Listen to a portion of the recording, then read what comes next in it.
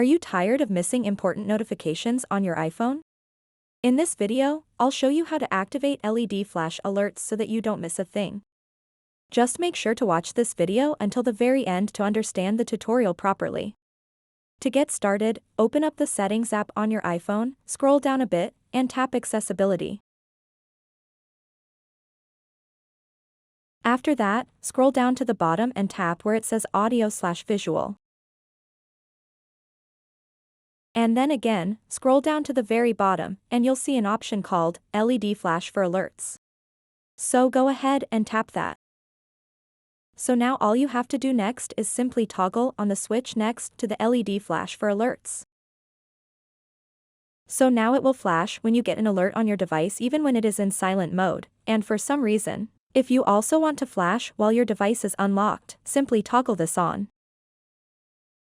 So that wraps up this tutorial.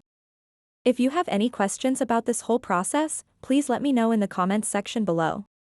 And if this video helped you out, please give it a big thumbs up and subscribe to this channel for more tutorial videos like this one. Thank you so much for watching and have a good day.